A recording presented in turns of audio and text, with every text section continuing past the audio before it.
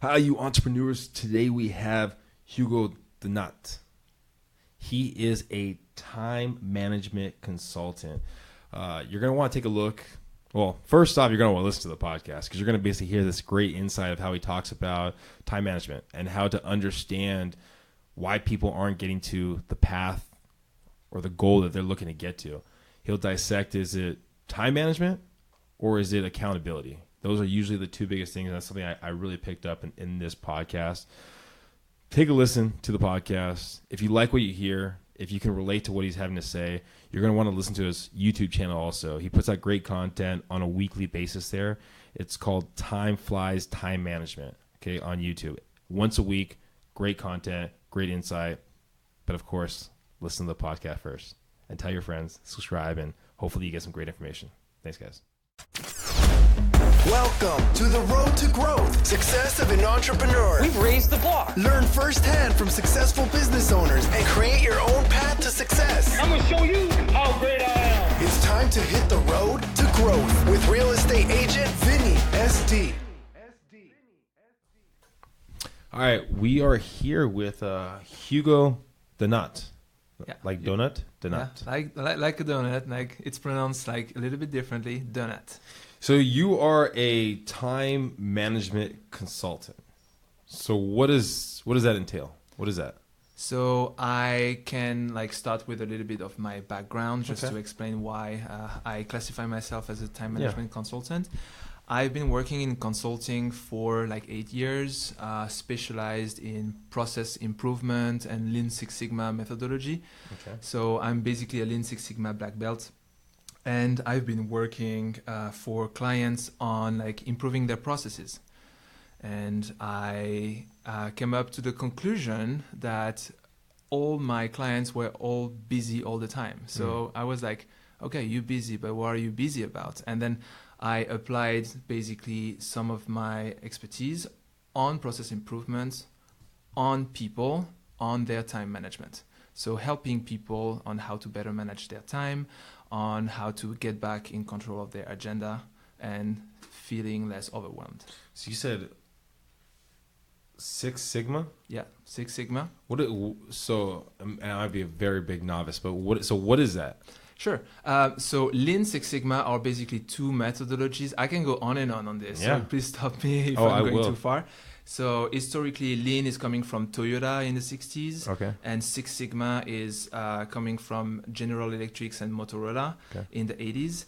These are two different methodologies that are complementary to each other to improve processes. Okay. So you have a process that is not performant, like you have too many defects, not enough quality. You have processes that take too much time. You have customers that are not happy.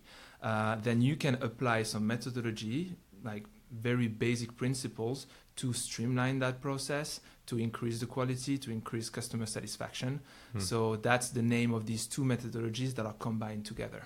Okay, so they're combined together. So what got you into in this plan, this idea, and this platform? So that's, as I was saying earlier, I was frustrated by my clients telling me all the time that they are busy.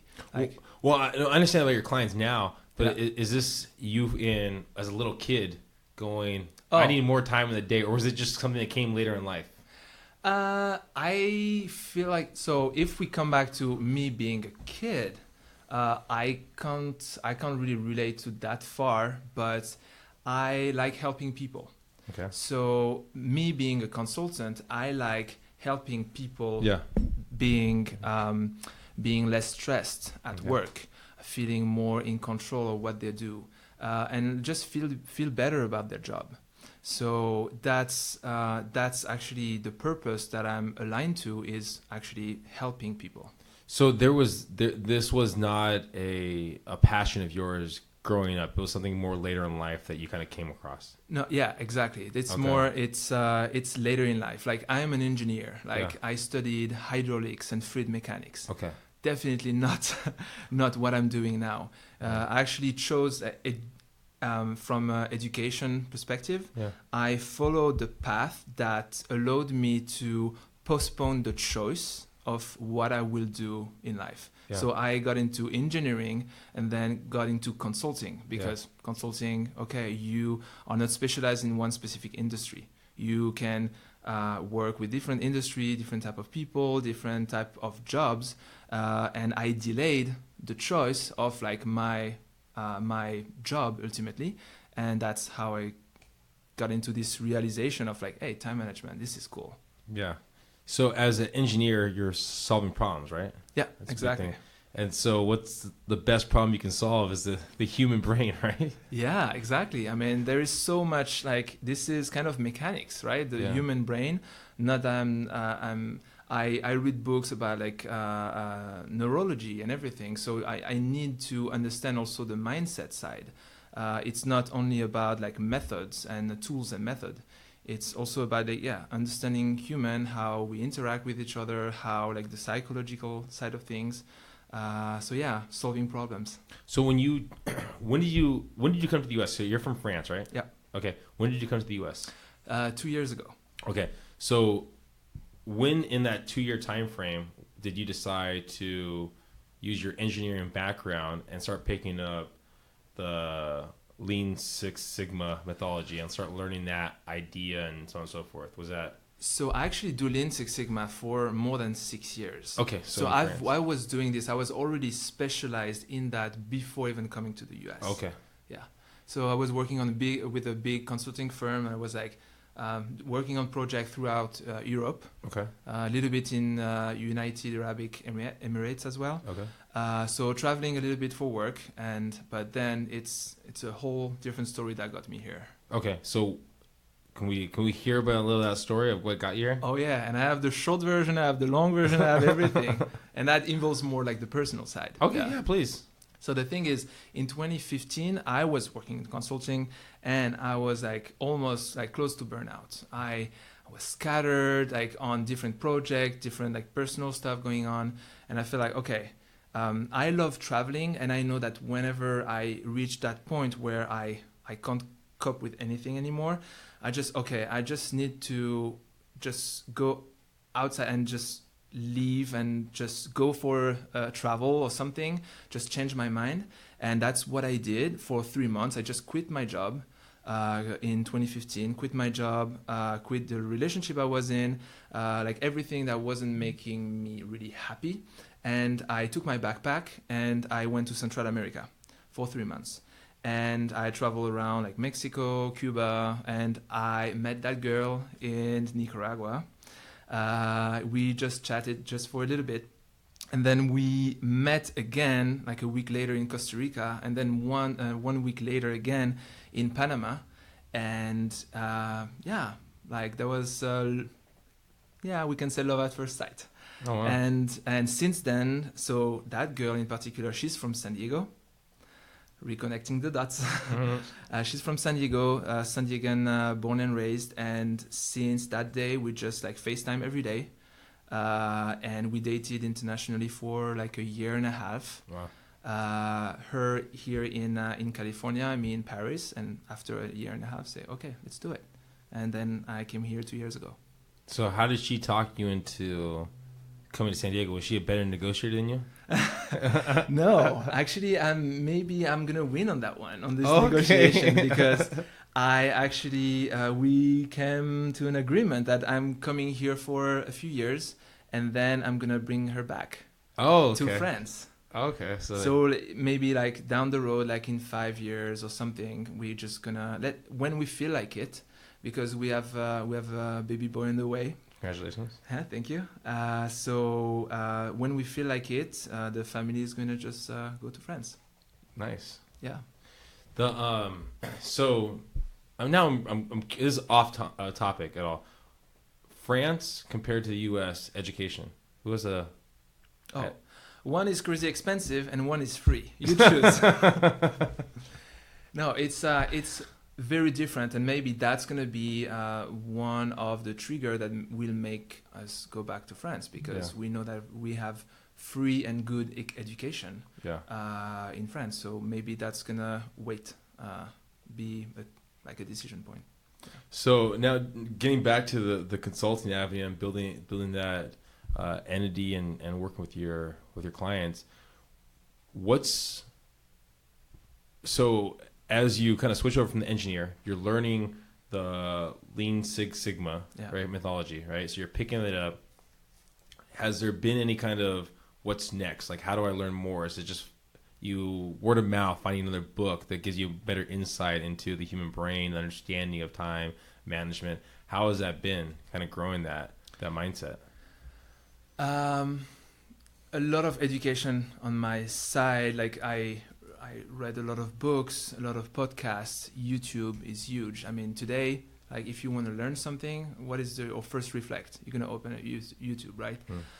So at least Google it. But YouTube is I think the second more like biggest browser. Yeah. So you're going to go to YouTube and just go look for things. So I educated myself because it's not only about what I know on the expertise, because it's very process oriented and how you can apply to people.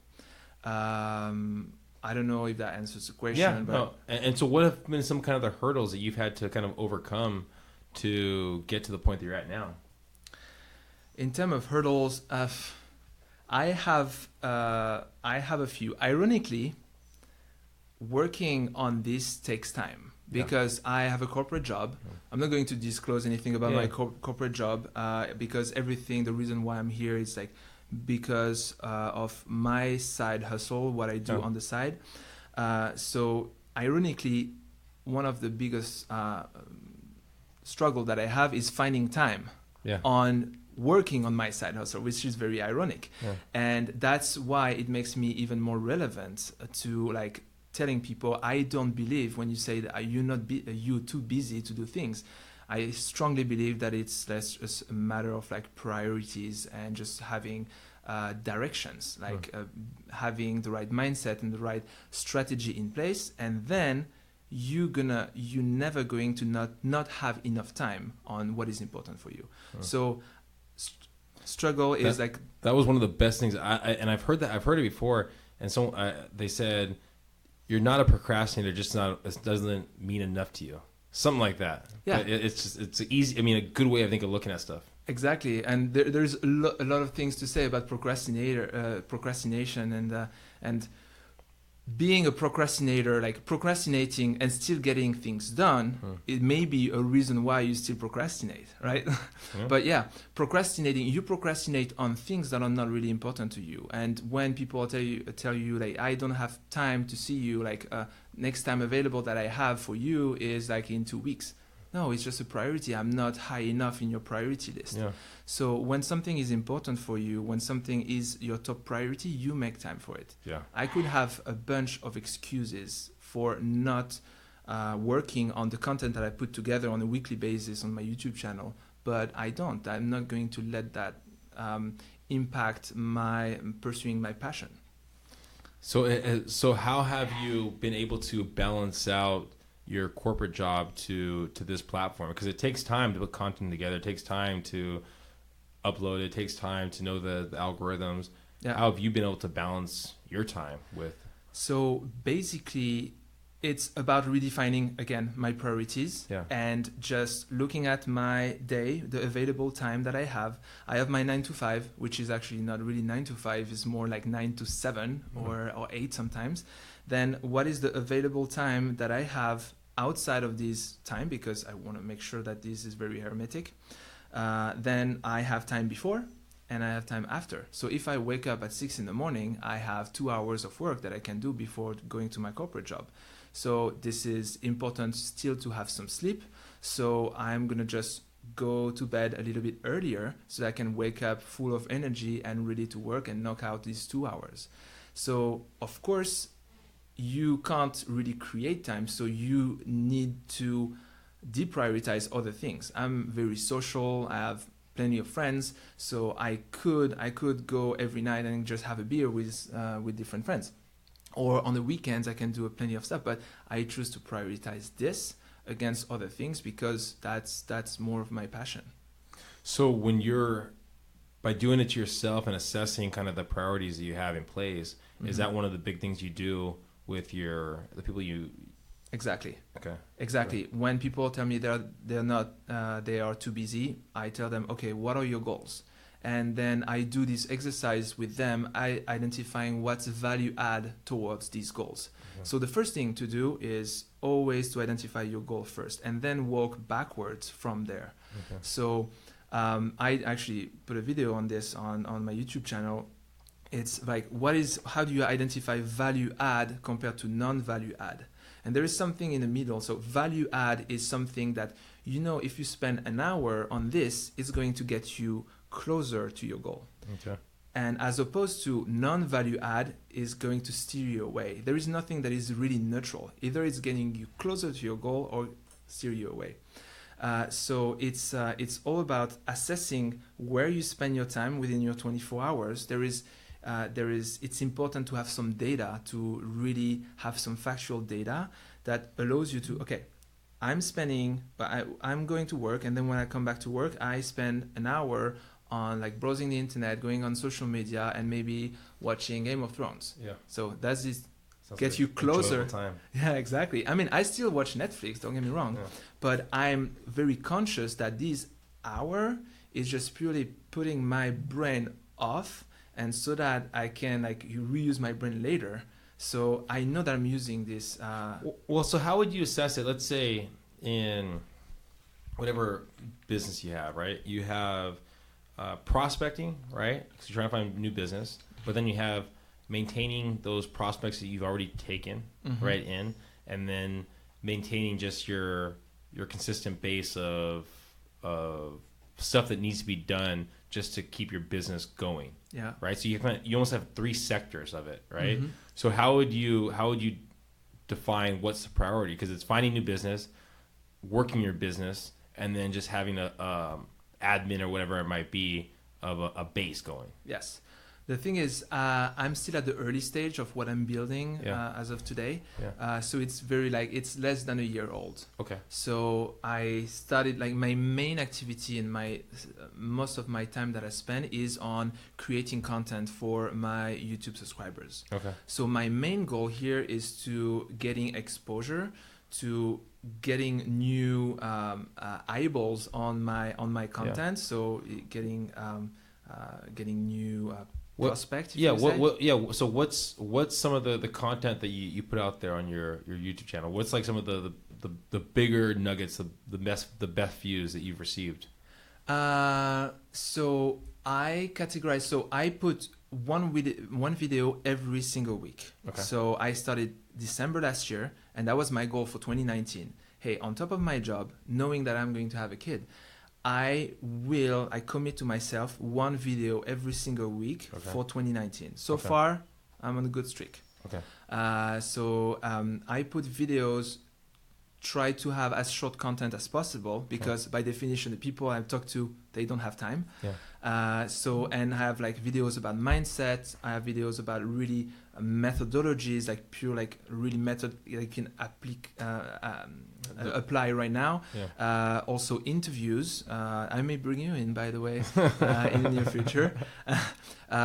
Interviews of entrepreneurs, because you have more to learn, not only from me, but also from your peers. Yeah. And also some top advice from big influencers, big entrepreneurs like Gary Vee, Jeff Bezos, Elon Musk, etc. Yeah. So yeah. And so, what's next for you? What's next? So the rest of the year you plan to put out one piece of content every week? Yeah. Right. And then have you already started looking into 2020? What you plan to do then? So yeah. So I have some objectives in terms of growth, putting more eyeballs on my content, because it's been helping some people. So I'm sure that if I put it, if I get more exposure on my content, I may have more people that like my content, and maybe that I can bring in my community.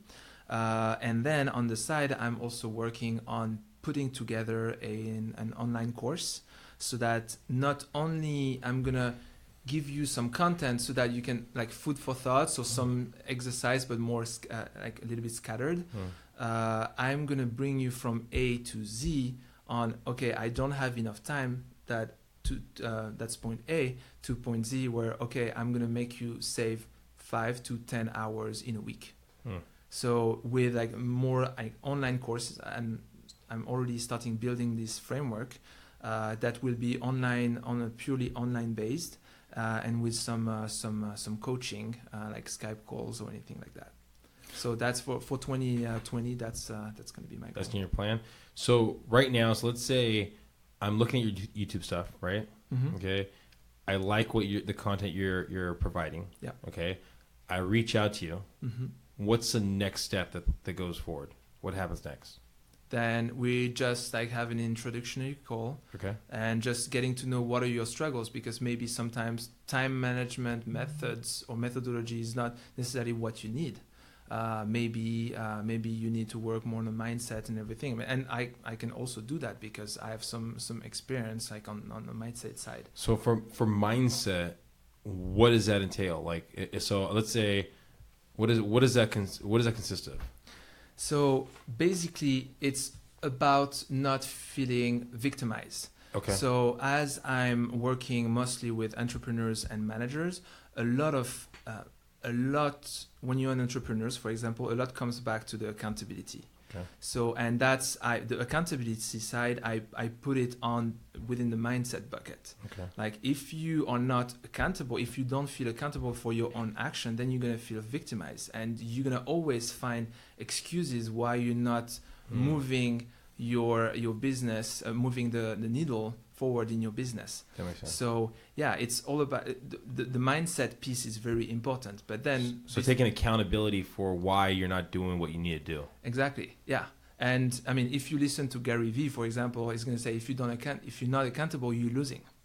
So yeah, if you being in a corporate job and being an entrepreneur is very different. You have all this comfort when you're, I don't know if you've been working in a corporate job before being an entrepreneur, but that's very comfortable, right? You can hide, you can dilute the accountability and just just put the accountability on someone else, like really always find excuse. Yeah, I don't think I really had a 9-to-5 job. I've done bartending, I've done construction, but everything was I would take home with me. Okay. Well, except for the bartending, I guess the alcohol I would take home with me sometimes. Yeah, no. So, and then also looking at your schedule, right? So it's accountability, knowing that you're accountable towards your schedule, but also knowing if the activities you're doing are going to get you to that goal that you want to get to. Exactly. So those are probably the two biggest items, right? And it's also about really understanding the problem. Like I don't want to have I don't want to be like other people that like want to push you solutions. I really want to understand what's the problem, what are the struggles that you have, and there is a strong assessment part that is backed up by data. Yeah. I want to know where, like, out of 24 hours, what your schedule look like, and during 2 weeks, you're gonna have to do a self-assessment and tell me and share with me where do you spend your time, and then we can do this exercise of value added, non-value added, and then see where you spend your time, and if this is something that you want to continue or if this is something that you can let go. Yeah. So there is this strong assessment part before we jump into solutions. That is really important. Yeah, that makes sense. Well, let's say someone's right now confused about their schedule, not sure about if the activities they're doing are going to get them to where they need to get to. Mm-hmm. How would they get in contact with you? So how to get in contact with me, then you can either contact me on my LinkedIn, Hugo Denat, or you can contact me on my Instagram, hugotimeflies.us. Okay. There is also a contact form on my website, timeflies.us, or you can go to my YouTube channel. There is already some good content that you can actually pick up from there. You know, hopefully everyone listening got some great information. I think the biggest thing to take away from this is know where you want to get to.